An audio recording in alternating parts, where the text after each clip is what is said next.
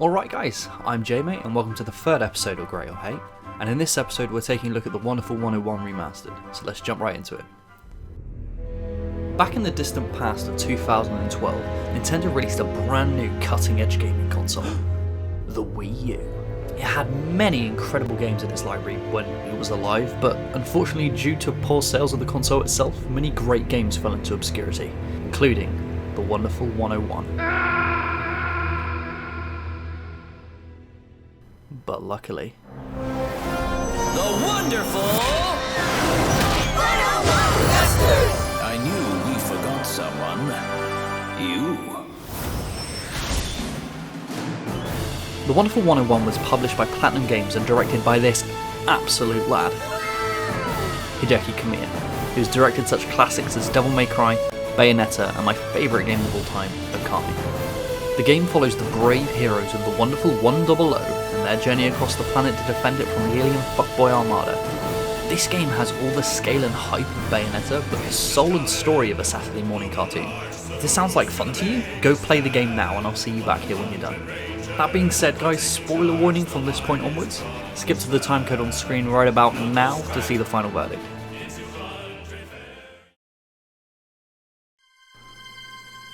Our story begins with one of our heroes, Will Wedgwood, aboard the longest school bus in existence, when suddenly, the city is attacked by aliens.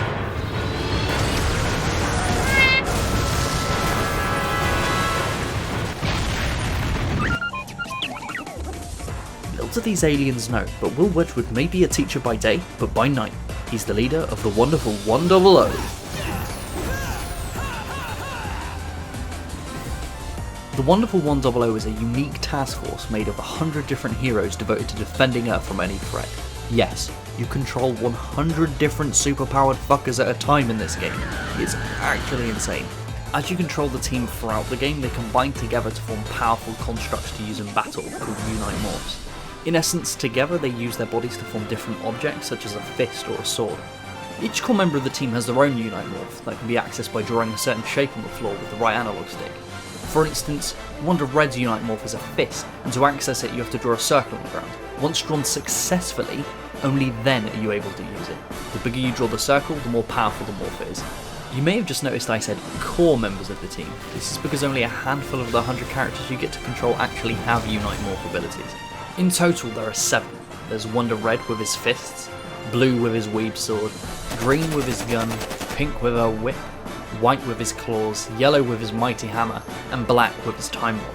Each one affording a very different gameplay style, which is really nice. The rest of the 100 is made up of wonders you find out in the world. These could just be standing around or hidden away behind secrets and puzzles, but once collected, these wonders become permanent members of your team, adding to your party total. The closer you get to having 100 members of your team, the more powerful you can make your attacks. Also, during each level you can use your powers to save citizens and give them cute little temporary masks to help you in battle, bumping up your party total for that level. Not only does each core team member have their own ability, but they each have a very distinct personality to play off one another. Even though they might be considered a stereotype on face value, many have a lot of depth to their character. Nobody encapsulates this better in my opinion than Wonder Blue, being the group edgelord who gets a full redemption arc over the course of the game, from mistrustful fuckboy weeb to a respected member of the team. Unfortunately, not everyone gets such a detailed arc, some are relegated to simpler traits. Damn, boy! Damn, boy! He's thick! Boy! That's a thick-ass boy! Damn! It's just so sweet to watch these characters grow while so much crazy shit is happening throughout the game.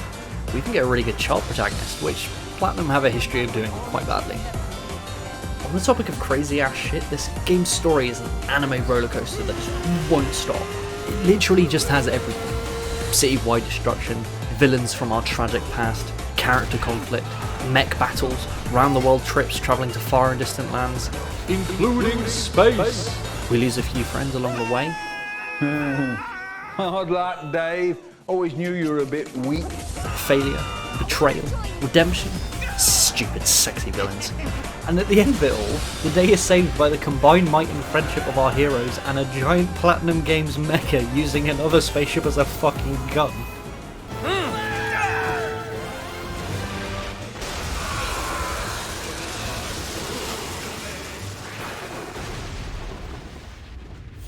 What the fuck? When it ended, I just couldn't take it.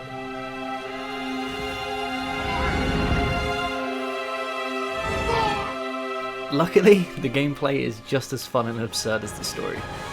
It mainly consists of beating the living shit out of aliens, trying to switch it up with weapon usage mid-fight to rack up higher combos and tackle enemies that are easier to take down with certain weapons.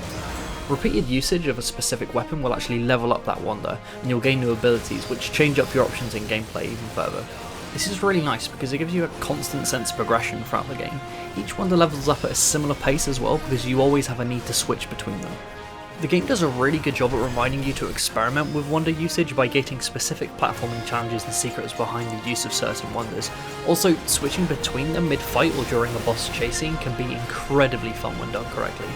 I did run into some infuriating moments when sometimes drawing the wonder symbols on the floor would be blocked by enemies or terrain, which just pissed me right off. It can also be confusing because a lot of the weapon symbols you have to draw are incredibly similar, which can lead to selecting the wrong one during battle. For example, the fist, hammer and time bomb are all variations on a circle.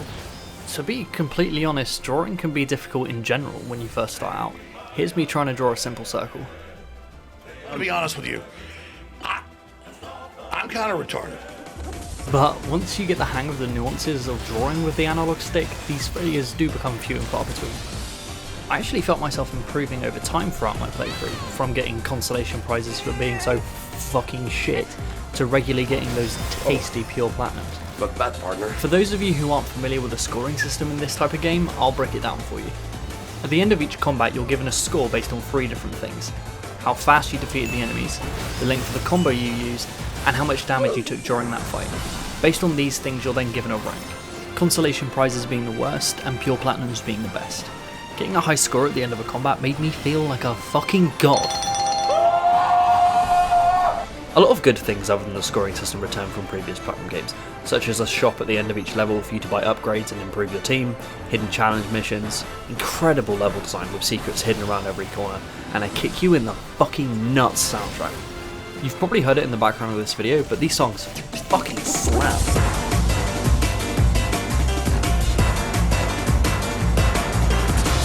The art direction is just as incredible in my opinion. It's got this really unique style with this small character design thing going on. Oh, baby, man. I think this style really works in regards to the story and tone they're trying to set, and the small character design is needed when so many characters are on screen at once.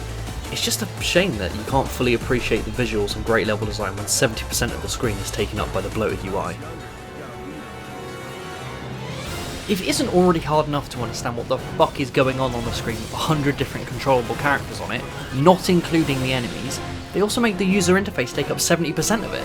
Yeah, I know, you might be thinking, But, J-Mate, the game was originally made for the Wii U, which had 2 screens, so the UI could be spread out there, but in the remaster, it only has 1. no, fuck off mate, the only thing that was on the gamepad in the original was the map, and you know it mate. So tell me, who made the decision to make the UI take up this much of the screen? Who can fucking play like this? What the hell am I looking at? The Wii U also rears its ugly head when it comes to minigames that require 2 different camera angles to complete. This obviously worked where this window would be on a different screen on the Wii U gamepad, but in the remaster it just clutters up the screen. Luckily only a handful of the minigames are actually like this, the rest are just complete changes in gameplay, like race car fights, puzzles, dig dug, industrial Pac-Man, mech boxing, piss me off, space shoot 'em up, smash the button till your fingers bleed, and many more. These minigames add so much variety to the gameplay and are perfectly timed. Luckily the variety in the minigames also extends to other aspects of the game, like the enemy design. The variety is just spot on, it's not enough to become overwhelming, but enough to keep you engaged. They each require a mixture of using different weapons, blocks and dodges to defeat them, and it's just satisfying to weave them all together. The only time I ever became frustrated in combat is when enemies required you to strip armor off of them. This results in a lot of waiting around, which takes the absolute breakneck speeds of the game and grinds it to a sudden halt. Boss fights have the exact same problem. Most bosses are exhilarating, insane in scale and gameplay variety, but some include a lot of waiting around for the bosses to just do something. Bosses also tend to have a little bit too much help in my opinion, which just draws attention to the fact that you're repeating the same mechanics and animations over and over and over. For me personally, I prefer if they were a little bit shorter, and Platinum would just let us get to the good stuff that we're here for, which is the kick-ass anime cutscenes.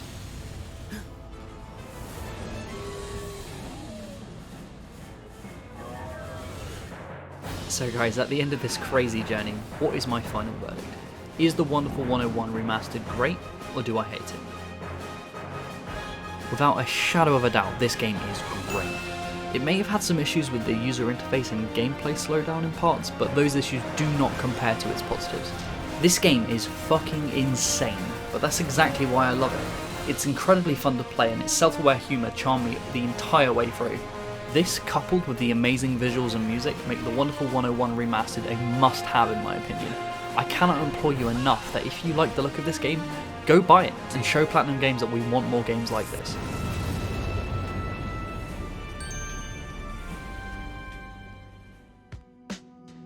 Thank you so much for watching, mate. I'm starting to take making content for this channel a lot more seriously, and if you stuck around to the end like this, I'd like to ask you for some help. Not to subscribe, like, or share my videos or anything, even though that would be helpful. No, I'd like you to help me shape the future of this channel. You can do this by telling me in the comments below what type of games you'd like me to cover in the next Gr8 episode, and what you think of my reviews and any feedback you have. Let's shape this channel together and build a little community. Thank you so much for the support, mate. I'll see you in the next one.